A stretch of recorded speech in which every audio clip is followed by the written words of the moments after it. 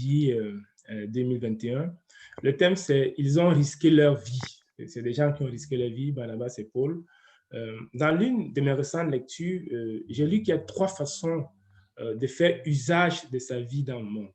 On peut soit gaspiller sa vie, on peut vivre sa vie sans plus, ou encore on peut investir sa vie. Nous allons considérer ce matin le cas de 2 personnes qui ont choisi d'investir leur vie. Il s'agit de Barnabas et Paul. Le texte qu'on va lire se trouve dans Actes au chapitre 15, les versets 25 et 26. Actes chapitre 15, versets 25 et 26.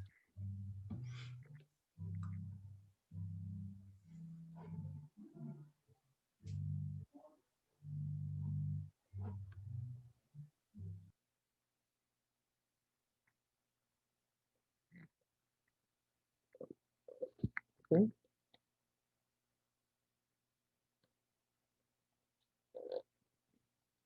Tu peux lire?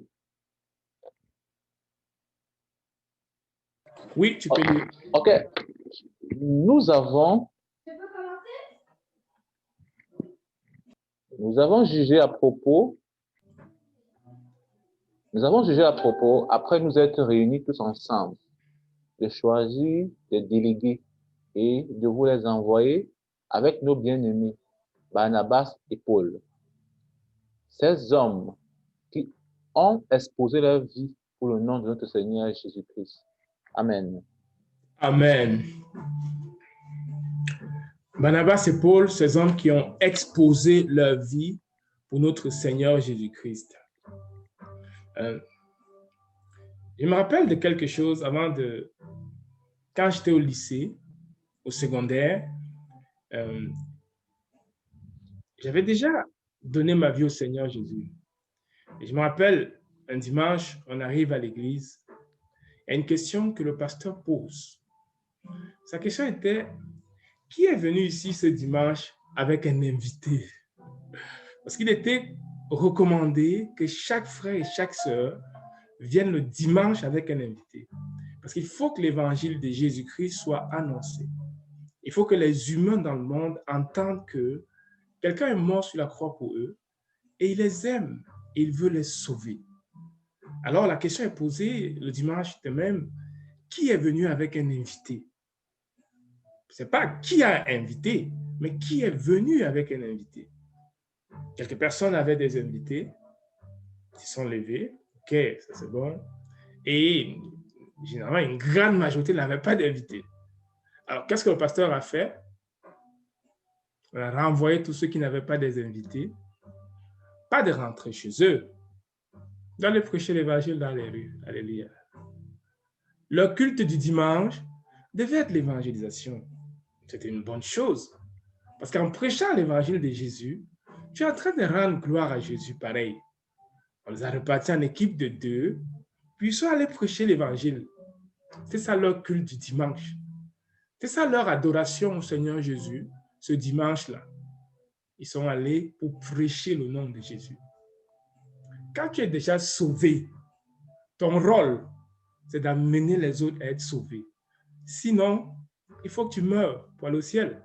Vu que tu es déjà sauvé, vu que Jésus a déjà pardonné tous tes péchés, vu que Jésus a déjà transformé ta vie, et si pendant que tu vis, tu ne vas pas aider les autres à connaître ce Jésus, alors tu n'as pas de place pour vivre en ce qui concerne le royaume de Dieu.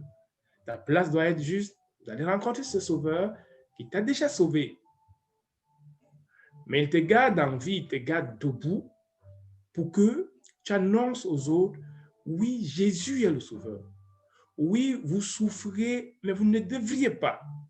Oui, vous avez des brisements de cœur, il n'en devait pas être ainsi. Oui, vous cherchez la paix, mais ça ne devrait pas être de même. Il y a quelqu'un qui est mort sur la croix pour que vous ayez la paix, pour que vous retrouviez la vie et la vie éternelle. C'est ça le devoir de chaque enfant de Dieu. C'est ça l'obligation de quelqu'un qui appartient à Jésus. Mais là, moi, je vais te renvoyer la question ce matin. Est-ce que tu as invité? Je ne demande même pas combien de personnes est-ce que tu viens avec ce dimanche. Mais je te pose la question, as-tu invité ce matin? Toi qui connais Jésus, toi qui es déjà sauvé, tu viens ce matin dans un culte évangélique où on va louer le Seigneur, puis on va prêcher l'évangile. As-tu invité des personnes dans tes contacts, des personnes autour de toi? Est-ce que tu les as dit ce matin encore que Jésus est le Sauveur et qu'il faut qu'ils viennent écouter l'évangile de Jésus? Tu vas te retrouver au ciel et eux, peut-être en enfer, ils vont te voir à distance par un petit trou. Tu es au ciel, tu manges les poulets et ça, à la fin, ils brûlent, entre guillemets. Ils vont dire, mais comment il a été si méchant? Pourquoi nous a-t-il pas dit? Pourquoi n'a-t-il pas dit, il aurait dit? Qu'est-ce que tu vas répondre? Un méchant au ciel? Pense pas. Pourquoi n'as-tu pas invité ce matin? Pourquoi n'as-tu pas invité hier? Des affiches sont produites semaine après semaine. C'est des heures de travail pour te faciliter la possibilité d'inviter. Pour te rendre la tâche facile, pour que tu invites à venir à Jésus. Tu penses que c'est qui va inviter? La semaine dernière, j'ai parlé à quelqu'un, un frère dans l'église. Je lui ai demandé, mais toi, tu ne viens pas à l'église, pourquoi? Ça fait plusieurs dimanches, je ne te vois pas. Il me répond, pasteur, je travaille la nuit et la journée, je dors. Il dit, mais ça ne marche pas. Tu ne peux pas travailler la nuit, puis la journée, tu dors. C'est qui va prêcher l'évangile pour ton Jésus, qui t'a sauvé? C'est qui va venir à l'église le dimanche pour acclamer et célébrer ce Jésus? Penses-tu que c'est seulement mes péchés à moi qui ont poussé Jésus à la croix? Certainement, tes péchés aussi ont poussé Jésus à la croix. Tout le monde devrait faire sa part. C'est ton sauveur. Qui va faire ta job à toi d'annoncer l'évangile à ton entourage? Ça ne marche pas. Si tu es disciple de Jésus, tu es obligé de venir adorer Jésus. À moins que tu sois au travail, dans une urgence. Tu travailles le dimanche, tu es médecin, tu sers du monde, tu aides la cause des gens. Tu fais un travail le dimanche, ça se comprend. Mais en dehors du fait que tu sois au travail, toi, tu dors pour te reposer et travailler après. Elle ne peut pas passer. Elle ne peut pas passer le test de l'éternité. C'est un manque d'amour pour Dieu. N'aime pas Jésus. Tu aimes le dollar. C'est pour ça que tu t'arranges pour fidèlement faire le dollar. C'est le message qui lui a été donné, le message qui lui a été adressé. Maintenant, toi, pourquoi tu n'as pas invité de lundi à aujourd'hui? Pourquoi tu n'invites personne? Qui va inviter ton entourage en toi? Les gens que Dieu met autour de toi, pourquoi tu leur annonces l'évangile? Tu ne le fais pas. C'est qui va le faire? Aujourd'hui, on étudie l'histoire de Barnabas et Paul, deux personnes qui ont risqué leur vie. Toi, ta vie, tu la risques pourquoi? Même inviter simplement, tu ne le fais pas. Si c'est donc ton cas et que de lundi à dimanche, tu n'as invité personne à venir écouter l'évangile de Jésus, tu n'as réinvité personne, ça ne te regarde pas, tu cours après autre chose, tu dois te repentir. C'est une trahison vis-à-vis de Jésus. Une trahison vis-à-vis de celui qui a tout livré à la croix pour ton salut. Une trahison vis-à-vis de celui qui t'a appelé pour faire de toi un collaborateur, un co-ouvrier, quelqu'un qui combat avec lui, quelqu'un qui l'aide à faire connaître son nom dans le monde. Il t'a choisi pour que tu serves de courroie pour propager l'évangile. Quand dans le texte ici on dit Barnabas et Paul ont risqué leur vie. Pourquoi ils risquent leur vie? C'est pour sauver les autres. Pourquoi ils risquent leur vie? C'est pour aider les autres à entendre l'évangile de Jésus. Pourquoi toi, tu ne risques pas la tienne pour faire entendre l'évangile? Ce n'est même pas un risque pour nous d'inviter. Alors, si tu n'as pas invité cette semaine, il faut que tu demandes pardon au Seigneur Jésus. C'est lui qui te recrute. C'est lui qui t'a recruté. C'est lui qui t'a appelé à inviter. C'est lui qui t'a demandé d'inviter. Moi, mon rôle, c'est de t'encourager à faire ton travail. Moi, mon rôle, c'est de t'encourager à faire ce que lui t'a appelé à faire. C'est lui qui note si tu as fait ou pas. C'est lui qui te questionne si tu as fait ou pas. C'est lui qui te répond si tu as fait ou pas. C'est à lui que tu donnes tes justifications si tu as fait ou pas. Moi, mon rôle, c'est de t'encourager. Et si tu penses que tu as échoué dans le fait d'inviter, il va falloir que tu pries pour te repentir. Parce qu'il faut que tu invites. Il faut que tu invites. Il n'y a pas le choix à ça. Il faut que tu invites à venir écouter l'évangile du Seigneur Jésus-Christ. Ça, c'est le message que le Seigneur nous donne à nous et à chacun d'entre nous pour commencer notre culte de ce matin. Alléluia. Parce que le culte dans la présence du Seigneur Jésus du dimanche, c'est un sacrifice des personnes vivantes. La Bible dit que nous qui sommes enfants du Seigneur Jésus, nous sommes des pierres vivantes, l'édifice du corps de Christ. L'Église de Christ est constituée des briques ou des parpaings qui sont en fait faites des êtres humains, les pierres vivantes. C'est ça que nous sommes. Alors, si tu es une pierre vivante, il faut que tu sois là, actif pour amener d'autres pierres. Tu ne viens pas à l'Église comme observateur. Tu es un acteur dans l'Église. C'est toi qui fais rouler l'Église de Christ. C'est toi qui fais que ça marche par tes prières, par tes jeûnes. C'est toi qui fais que ça roule bien. Quand ça échoue, c'est ta faute. Ce n'est pas la faute de quelqu'un d'autre. Quand ça ne marche pas, c'est ta faute parce que c'est l'Église de ton Dieu. Et c'est lui qui t'a choisi, qui t'établit pour que tu joues le rôle dont tu joues dans sa maison. Avant de continuer, je voudrais qu'on prie. Je voudrais que tu demandes pardon au Seigneur parce que tu as échoué dans l'exercice d'inviter et d'inviter comme ça se doit à venir écouter sa parole. Alléluia. Ailleurs dans le monde, on va renvoyer de telles personnes, pas par méchanceté, mais pour les former, pour les bâtir, pour qu'ils servent au royaume de Jésus. C'est tout. C'est à ça que nous servons, pour les enseigner. L'Église, ce n'est pas venir s'asseoir et écouter. Non. Pour les enseigner à jouer leur rôle dans l'avancement du règne de Jésus. Pour les enseigner à risquer leur vie, à rendre leur vie utile, à utiliser leur vie de façon utile. Pas juste vivre sa vie de même ou même la gaspiller. C'est pour la formation, pour que leur vie soit utile dans le royaume de Dieu. Alors, on va prier.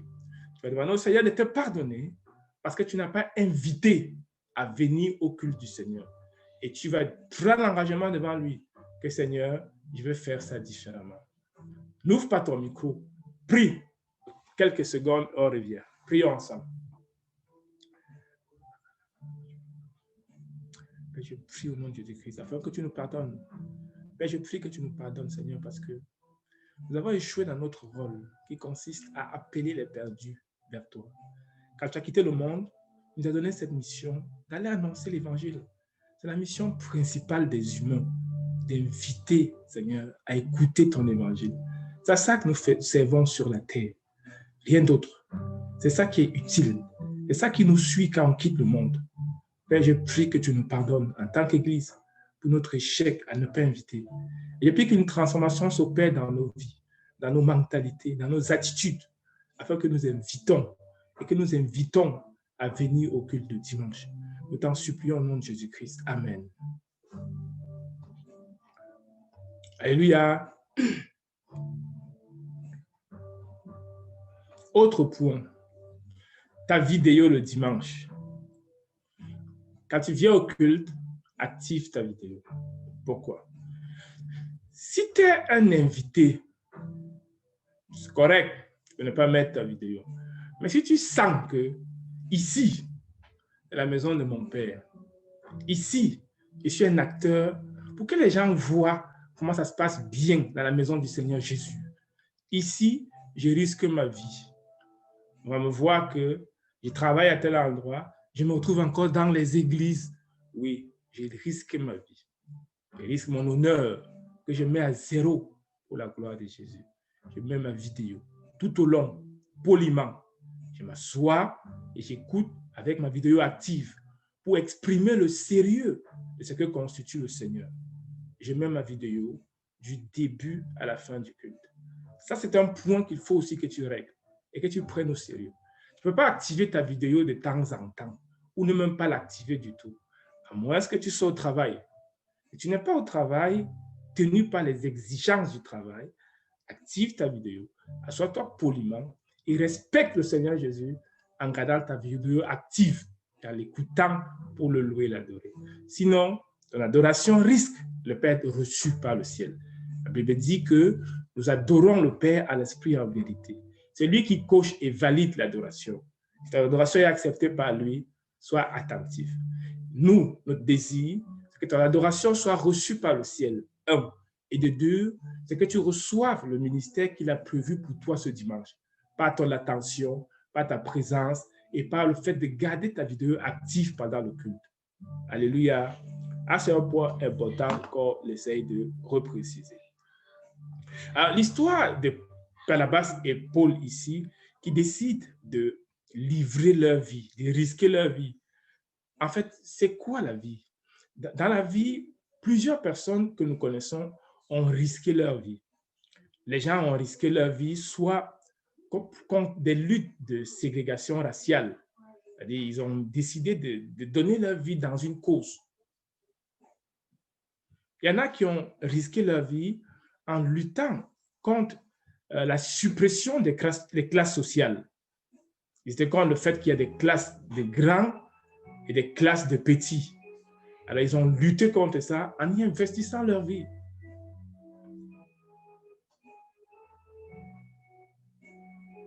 D'autres, c'était contre l'esclavage. Ils ont livré leur vie à ça. D'autres, c'est contre la décolonisation. Ils ont risqué leur vie. Ils ont décidé d'investir le tout de leur vie pour cette noble cause-là, selon eux. Les personnes dont on cite ici dans la Bible, Barnabas et Paul, eux, ils ont décidé d'investir leur vie pour le nom du Seigneur Jésus. C'est ça que le texte le dit. Les autres personnes dans le monde qui ont investi leur vie, parfois pour des causes sociales, parfois pour l'égalité entre les humains, parfois contre l'esclavage, parfois contre la domination des riches sur les pauvres, toutes ces personnes ont souvent eu des récompenses. Parfois, les villes portent leur nom. Il y a des monuments qui sont bâtis, érigés à leur nom, des bâtiments, des musées qui portent leur nom à cause du travail qu'ils ont fait pour la société, pour rendre une société plus juste, plus égalitaire. Ce que le Seigneur Jésus voulait quand il créait les humains, ce que Dieu voulait, c'était pour qu'on fasse des grandes choses de nos vies. C'est pour ça que les gens vont investir leur vie dans bien des causes. Mais malheureusement, il y a d'autres personnes également qui vont juste vivre leur vie d'eux-mêmes, sans aucune conséquence, rien de grand à faire. Et moi, le message de ce matin, c'est de te dire, il faut que ta vie soit investie. Même si ta vie dans le monde était une vie qui n'était pas en train de lutter pour une grande cause, oui, dans le Seigneur Jésus, il faut que ta vie soit investie pour une grande cause. Plusieurs personnes, quand ils arrivent à l'université, ils commencent à avoir des velléités de lutte pour certains types de revendications, les revendications sociales, la justice, la corruption gouvernementale.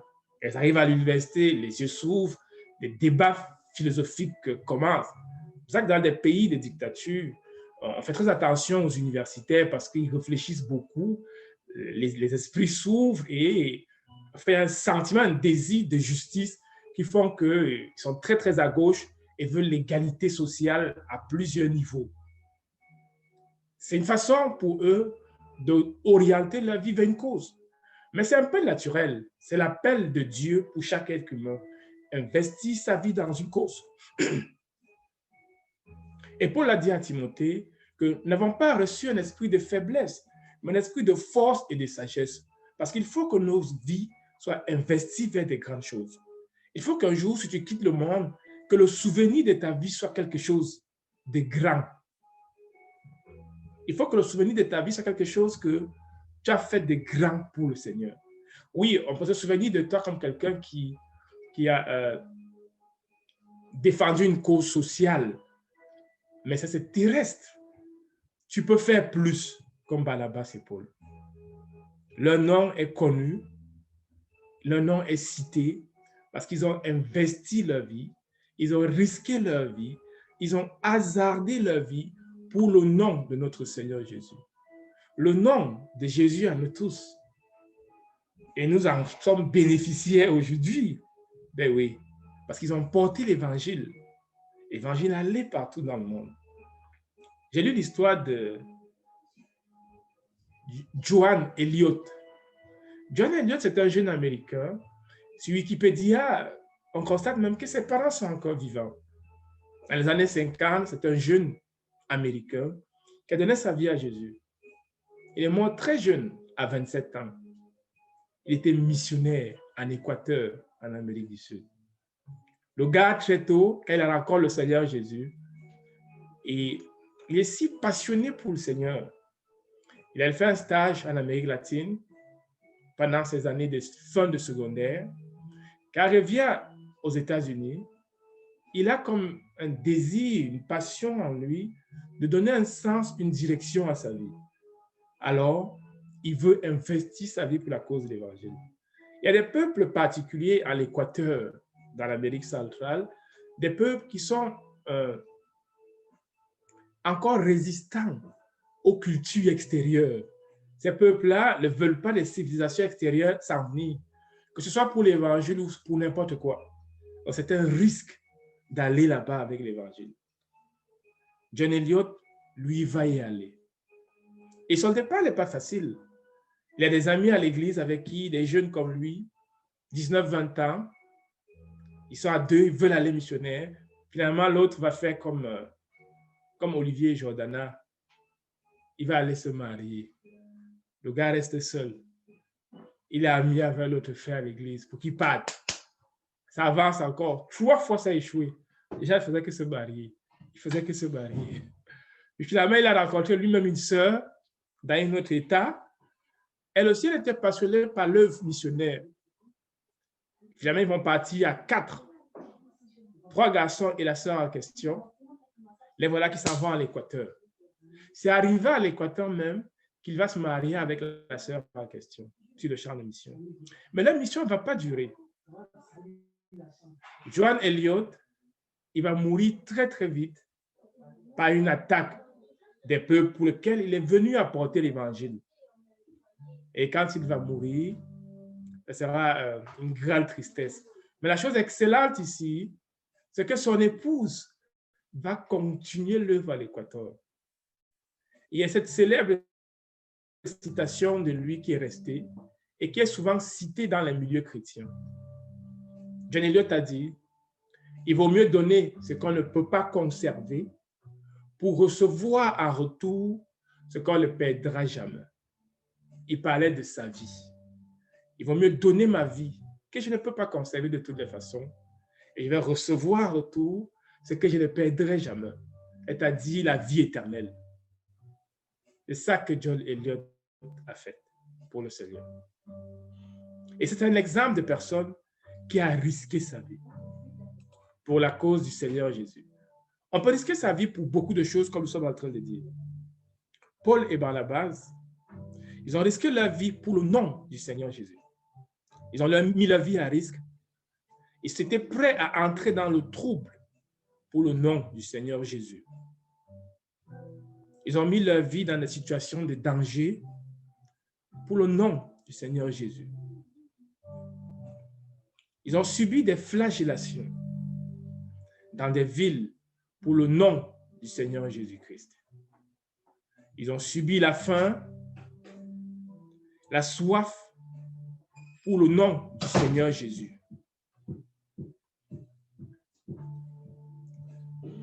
Ils ont subi des guet-apens. Ils ont subi des menaces de mort pour le nom de notre Seigneur Jésus-Christ. Ils ont risqué leurs finances, ils ont risqué leur projet de vie et à quitter les États-Unis, par exemple pour le cas de John Eliot, pour partir pour la cause de l'évangile de Jésus-Christ. Il fallait qu'un plus grand nombre de personnes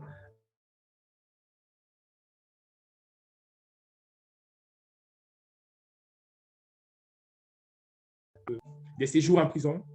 Ils ont risqué même leur santé. Parfois, ils vont dans des situations difficiles, dans des bateaux, dans des tempêtes, pour le nom du Seigneur Jésus. C'est ça qui les motivait. À l'intérieur d'eux, brûlait l'amour pour le Seigneur Jésus-Christ. À l'intérieur d'eux, brûlait l'amour pour le Seigneur Jésus-Christ. Ils avaient un désir de vouloir faire avancer le nom du Seigneur Jésus-Christ. Oui, ils ont hasardé leur vie pour le nom du Seigneur Jésus-Christ. Il y a 3 façons, comme je disais au début, de gérer sa vie. Soit je gaspille ma vie inutilement, mais quand tu vois le principe pour lequel Dieu a créé l'homme, ce serait une mauvaise façon d'utiliser sa vie. Je peux la vivre simplement sans rien. Je meurs, rien n'est dit, rien ne ressort, vécu, parti, ou encore, je peux l'investir pour une bonne cause. De toute façon, qu'il y a des gens au ciel qui disent que, oh Seigneur, grâce à tel, vraiment merci de l'avoir envoyé. C'est ça, rendre une vie utile pour étendre le royaume de Dieu autour de toi. On est tous appelés à ça. Dans la communauté missionnaire chrétienne internationale, on est des missionnaires. Communauté missionnaire des missionnaires chrétiennes, sauvés par Christ, sauvés par Jésus-Christ, disciples de Jésus-Christ, serviteurs de Jésus-Christ, missionnaires pour apporter l'évangile dans mon quartier, dans mon entourage. Oui, on est candidats pour risquer nos vies. C'est à ça que le Seigneur nous appelle tous. Si je ne risque pas ma vie, je la perds, je la gaspille. On va voir tantôt où est-ce que les vies gaspillées vont se retrouver. Le Seigneur a prévu une place pour des vies gaspillées. Quand on voit un peu l'histoire de l'avancée de la vie chrétienne de Paul et Barnabas, on comprend que c'est des gars qui avaient mené leur vie chrétienne un peu comme tout le monde. Ils étaient des pécheurs, ils ne connaissaient pas le Seigneur Jésus, des religieux, qui connaissaient la religion, mais n'avaient pas eu une rencontre individuelle avec Jésus. Lorsqu'ils ont connu cette rencontre-là, ils se sont donnés au Seigneur et ils étaient sauvés. Ainsi, ils ont commencé à suivre le Seigneur Jésus. Et ils servaient le Seigneur Jésus fidèlement dans leur communauté, le service chrétien. Ils ont été formés dans la connaissance du Seigneur Jésus sur 3 dimensions. Première dimension, ils ont été formés à devenir jeunes disciples. Est-ce que toi, tu es formé à devenir jeune disciple ou tu as traversé l'étape? Formé à devenir jeune disciple, ça veut dire on lui a pris les bases du chemin du salut, l'ancienne création, le processus de nouvelle création. J'ai parlé avec quelqu'un cette semaine qui se plaignait que j'ai rencontré une dame qui est méchante. La dame a fait telle chose. Je lui ai dit, ce n'est pas la faute de la dame. Qu'est-ce qu'on appelle l'ancienne créature? C'est un gène qui est à l'intérieur. C'est un gène qui pousse à faire le péché. Quelqu'un peut avoir $1000 dans sa poche. Il y a eu des cas comme ça. Il vole $5. Il ne sait pas ce qu'il va faire avec. Il a volé $5. Après, il est déçu de lui-même. Pourquoi il a fait ça? C'est le gène du péché. L'ancienne créature. C'est dans tout être humain. Quand tu nais, descendant d'Adam et Ève, il y a le gène du péché en toi. La rébellion contre Dieu. La résistance contre Dieu. Chaque être humain naît avec ça. Tu avances avec. Il faut qu'on enseigne ça aux jeunes disciples. Barnabas et Paul avaient été enseignés là-dessus. On les a enseignés dans les débuts à lire la parole de Dieu. Lire la Bible chaque jour. Comment prier. Tous ne savent pas prier. On leur a enseigné à avoir les rencontres dynamiques avec Dieu. On les a enseigné le jeûne. Devenir un disciple affermi était la deuxième dimension dans laquelle ils ont dû être formés. Les retraites spirituelles, le combat spirituel, prier avec puissance, on les a appris ça. Partager la parole de Dieu, encadrer les autres, conduire les gens au Seigneur, conduire et diriger des assemblées de maison, on les a enseigné ça. Puis, Ils ont été formés à devenir des faiseurs des disciples. C'est une série de formations que Dieu voulait qu'on leur donne. Et pendant qu'ils sont en train de servir dans leur église, quelque chose va se passer. Dans Actes, au chapitre 13, verset 2, qu'est-ce qu'il est dit? Acte 13, 2. Acte 13, 2. Qu'est-ce qu'il est dit? Est-ce que tu es avec moi? Est-ce que tu ouvres ta Bible dans Acte 13, 2?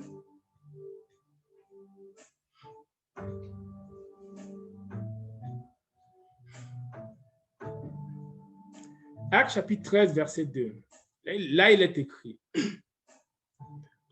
Pendant qu'ils servaient le Seigneur dans leur ministère et qu'ils jeûnaient, le Saint-Esprit dit, mettez-moi à part Barnabas et Paul pour l'œuvre à laquelle je les ai appelés.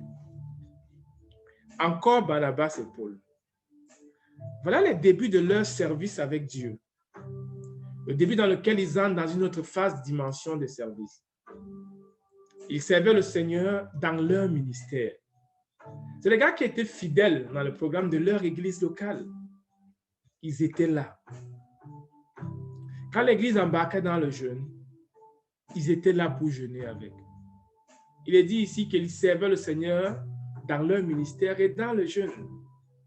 Si l'église proclame un jeûne aujourd'hui, que bon, on jeûne mercredi, comme c'est déjà le cas, toi, tu ne jeûnes pas le mercredi. Pourquoi? Qui t'a trompé de croire que tu n'as pas le droit de jeûner mercredi? Pourquoi le diable t'a trompé de croire que tu es libre de jeûner mercredi ou non? C'est faux. Quand tu es disciple de Jésus, tu appartiens à Jésus. Et Jésus t'a placé dans le corps. Et dans le corps, tu sers Jésus dans ton ministère en direction, comme le corps de Jésus l'indique. Parce que tout est fait pour la gloire de Jésus. Quand tous les mercredis, on jeûne pour le Canada, pour la nation, c'est pour le Canada. Quand le coronavirus, que les gens soient sauvés, que l'évangile de Jésus pénètre, pour que les lois qui empêchent de servir Jésus soient retardées ou annulées. Pour que le nom de Jésus soit glorifié. Toi, tu es sauvé. Tu ne jeûnes pas le mercredi, pourquoi? Ici, eux, ils jeûnent pour l'avancement du Seigneur Jésus. Donc, si tu ne jeûnes pas le mercredi, coche ça. Tu demandes pardon au Seigneur, tu t'engages à jeûner le mercredi. C'est un des chemins pour rendre sa vie utile, la sacrifier pour Dieu. Peut-être que tu as très faim le mercredi. Sacrifie ta vie. Investis ta vie. Tu manges seulement le souper. Tu abandonnes le dîner, tu abandonnes le déjeuner, tu prends ton souper. Ça, c'est un sacrifice pour le Seigneur. Dans le programme de prière de leur église ici, les gars y étaient. Puis on dit encore, ils servaient le Seigneur dans leur ministère. Ces deux gars-là qui ont investi leur vie, ils connaissaient leur ministère. Servir le Seigneur dans son ministère, c'est un des points sur lesquels nous formons chacun des disciples que le Seigneur nous donne. Quand le Seigneur te donne à nous, notre rôle, c'est qu'on va t'amener à découvrir l'appel du Seigneur pour toi. On va t'aider à comprendre les enjeux. On va t'aider à cerner et appréhender les implications du ministère auquel il t'appelle. Pourquoi? Parce que Dieu appelle chacun de ses enfants à un ministère particulier, à un service particulier dans sa maison. C'est quoi ton ministère? C'est quoi ton appel dans le royaume de Dieu? Ce n'est pas juste aller chauffer les bancs. Non, le temps là est passé. Dans l'ère où nous sommes, conduits par le Saint-Esprit, on est dans une ère différente. Il y a eu 3 ères dans l'Église. Il y a eu l'ère d'avant la venue de Jésus. Dieu le Père Tout-Puissant agissait. Il y a eu l'ère de Jésus-Christ, Fils de Dieu agissait sur la terre. Puis il est parti. Il a dit, il est avantageux que je parte, que le Saint-Esprit vienne. On est maintenant à l'ère du Saint-Esprit. Le Saint-Esprit donne des dons. Il appelle chacun, il établit les uns et les autres. Dans Acte 2 ici, on voit clairement que c'est lui qui est en jeu. Cet esprit dit, mettez-moi à part Barnabas et Paul. C'est lui qui dirige l'Église, l'Esprit de Dieu. Oui, nous allons aider à découvrir c'est quoi les enjeux pour lesquels le Seigneur t'appelle. Et on amène le jeune disciple à servir Jésus et à investir sa vie pour la cause du nom du Seigneur Jésus.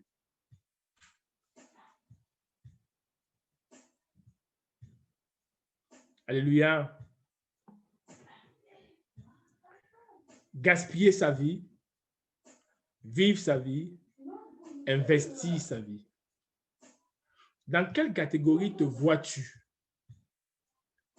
Es-tu dans la classe de ceux qui investissent leur vie pour la cause de l'Évangile? Parce qu'on peut investir sa vie pour les causes sociales. As-tu décidé d'investir ta vie pour la cause de l'Évangile? En quoi l'investis-tu? Dans le domaine financier? Dans le domaine de ton temps, de ton argent? Cette semaine, il y a une sœur qui m'a dit, mais pasteur, tu dis qu'il faut 20 assemblées de maisons dans l'église d'ici décembre 2021. Ça prend quoi pour que ma maison soit acceptée parmi? Il dit, c'est une bonne nouvelle. Ta maison sera acceptée. Ça nous prend des dirigeants, ça nous prend des personnes qui vont la meubler pour la cause de l'Évangile. Mais ça vient avec des risques. On va salir tes chaises, parfois entrer avec les souliers dans ta maison sur ton tapis, parfois on va boire ton thé, ton café. Ça vient avec des risques. Mais pour la cause de l'Évangile, tu donnes ta maison pour que ça serve d'église de maison. Les églises de maison, c'est biblique. Va lire dans les évangiles. Paul dit, saluez-moi l'église qui se réunit chez tel. L'église qui se réunit dans la maison de Priscille et Aquila. L'église, ce n'est pas juste un très, très gros bâtiment. L'église se réunit dans les maisons. C'est comme ça que Paul définit dans la Bible. Dans une église, c'est là où il y a des frères en Christ qui s'asseyent et se rassemblent pour accomplir l'avancement du royaume de Dieu. Ça, c'est l'église. Donc, on peut avoir une église dans une maison, selon le modèle biblique. Alléluia, on peut l'avoir. Voilà quelqu'un qui donne sa maison. Où sont les disciples pour meubler? Mais la responsabilité revient aussi à la personne. Je lui ai dit, rassemble tous tes amis. On va partir une étude biblique avec eux. C'est ça qui va meubler ton assemblée de maison. C'est comme ça qu'on va faire. L'œuvre doit avancer de même. Si vous n'invitez même pas les gens, vous ne prêchez pas, comment aurons-nous les 20 maisons? Jésus a ces 20 maisons qu'il veut nous donner dans la région. Il faut qu'on les trouve. Jésus a dit à Paul, dans cette ville, ne te tais pas. J'ai beaucoup de personnes à sauver. Parle seulement et parle. Je vais faire le rôle. Parce que l'évangile, c'est une puissance. Parle, tu laisses. Il y a une puissance dans l'évangile. Ça va agir. Pour ceux qui sont perdus, comme Pharaon, ils vont trouver que l'évangile, c'est la folie. C'est correct. Mais pour ceux qui sont de bon cœur et qui vont être sauvés, pour eux, l'évangile, c'est une puissance qui va transformer leur vie.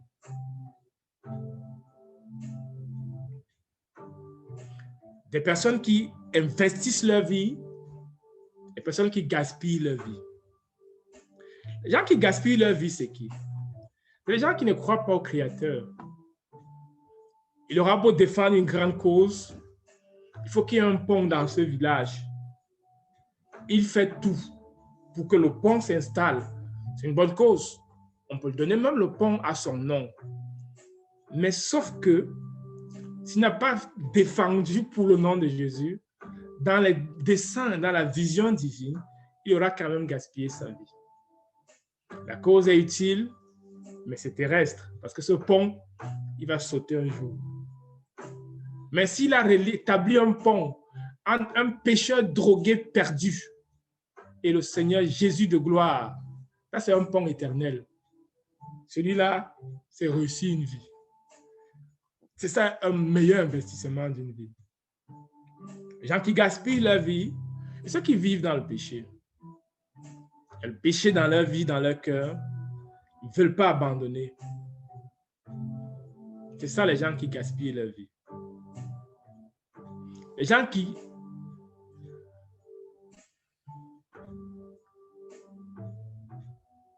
gaspillent leur vie, ils vont vivre dans des situations où le Seigneur dit d'arrêter et ils ne veulent pas arrêter. La Bible dit, dans Apocalypse chapitre 21, verset 8, la destinée de ceux dont les vies gaspillées vont se retrouver. Mais pour les lâches, les incrédules, les abominables, les meurtriers, les impudiques, les idolâtres, les menteurs, leur part sera dans le lac ardent de feu et de soufre, ce qui est la seconde mort. La Bible est vraie. Il dit tous les menteurs, leur part est dans les temps ardents de feu et de soufre. Est-ce que tu es un menteur? Tu mens-tu hier? Tu mens-tu avant-hier? Tout un mensonge que tu as commis, il a vu. Il a écouté. Ça a été enregistré. C'est ça, gaspiller sa vie. Vivre dans le mensonge. Et la destination finale pour les vies gaspillées, c'est le summum de la du gaspillage. C'est les temps ardents de feu et de soufre, comme le dit Apocalypse. C'est là la destination finale où ce que les vies gaspillées vont se retrouver. Une vie simple, je vais juste vivre ma vie sans plus ni moins, est une vie où il n'y a aucun engagement, plus ou moins avec le Seigneur, mais poursuivant le monde. Donc, peut-être choisi Jésus, mais la seigneurie de Jésus ne s'est pas étendue dans sa vie. Sa vie est juste de même. Il vit juste ainsi. Il n'a pas choisi d'investir sa vie pour la cause de l'Évangile. Dans la gestion du temps, la gestion de l'argent, il est clair qu'il est en train d'investir sa vie vers autre chose. Ça, c'est une vie juste de même, qui à la fin n'est pas une vie investie, gaspillée et hasardée pour le nom du Seigneur Jésus. Mais aujourd'hui, il est possible d'inverser la situation. Tu peux inverser la situation dans ta vie. Tu peux encore te décider pendant qu'il est temps. Un jour, tu vas mourir, tu vas quitter le monde. Il y aura de beaux discours, comme les humains aiment bien dire. À quelqu'un, mais on sent les beaux discours. Même ceux qui ne l'aimaient pas vont dire qu'il était bon. Mais aujourd'hui, tu peux changer la donne. Qu'est-ce que tu veux que le monde retienne de toi? Tu ne peux pas, en 2018, en 2020, tu es chrétien depuis beaucoup d'années.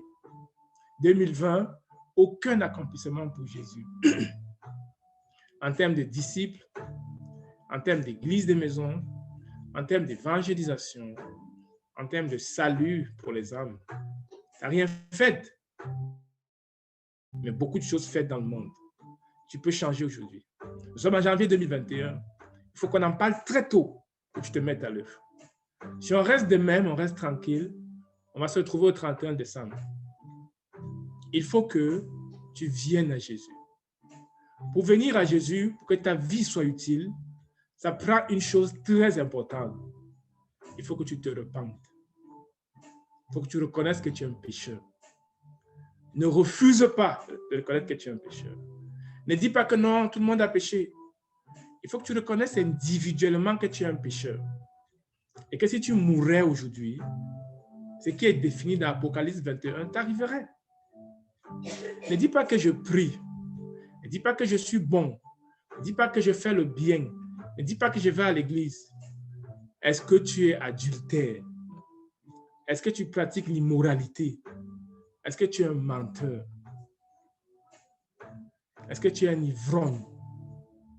Si tu pratiques de telles choses, la Bible dit que ta part, c'est dans le lac de feu et de soufre. C'est la Bible qui dit. mais tu peux changer la donne. Tu peux changer la donne si tu décides de dire, Seigneur Jésus, je veux t'accepter. Barnabas et Paul qui ont investi leur vie pour la cause du Seigneur Jésus étaient également dans tous ces péchés dans le passé. Mais un jour, ils ont décidé d'inverser la donne. Ils ont décidé de changer et ils ont orienté les choses différemment. Et aujourd'hui, il y a des personnes qui ont marqué l'histoire. Si tu veux orienter ta vie différemment, si tu veux te décider à partir d'aujourd'hui, te repentir du gaspillage de vie et ajuster ta vie à ce qu'elle soit investie pour une cause utile, alors tu vas faire ce que je vais te dire. Tu vas prier après moi. Tu vas demander à Jésus de te pardonner. Tu vas inviter Jésus dans ton cœur parce que tu vas devenir une personne nouvelle. Parce que Jésus, lui, veut changer ta vie. Il veut te donner une vie nouvelle. Parce qu'il est mort sur la croix pour effacer ton passé et pour changer ta vie, te donner une vie nouvelle. Tu vas l'inviter dans ton cœur. Ensuite, tu vas te rendre disponible pour être enseigné sur comment investir sa vie pour Jésus. La connaissance de l'Évangile, la compréhension de l'Évangile. Tu ne peux pas juste avancer de même. Il faut que tu sois enseigné à lire la Bible, enseigné à prier, enseigné à le chercher. À ce qu'on appelle les rencontres dynamiques quotidiennes. C'est comme ça que tu vas investir ta vie. Outre ça, ça ne va pas aller. Mais comme tu veux changer aujourd'hui, comme tu veux que ta vie soit investie pour la cause utile, pour la cause de ton Créateur, de celui qui est mort sur la croix pour toi, alors tu vas prier après moi. Tu vas garder ton micro fermé, puis nous allons prier pour nous consacrer à lui. Seigneur, je vais investir ma vie. Je suis fatigué d'une vie inutile, à courir pour les choses que je vais laisser. Je vais tout laisser. On va m'enterrer dans un petit espace. Tout le reste, loin même, dans un cimetière même. Tout le reste que j'ai fait, oublié. Non, non, non, non, non. Je vais investir ma vie pour la cause de l'Évangile. Je vais investir ma vie. Je vais te repentir avec moi et dire, je vais investir ma vie. Moi-même, le premier, ma vie, elle n'est pas investie comme ça devrait. Et je me repens le premier. Je dois l'investir. Je dois l'investir. 45 ans, il me reste combien d'années pour mourir?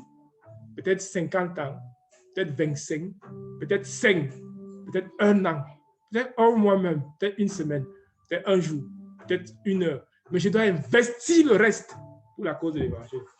Amen. Si tu es d'accord avec moi, on va prier.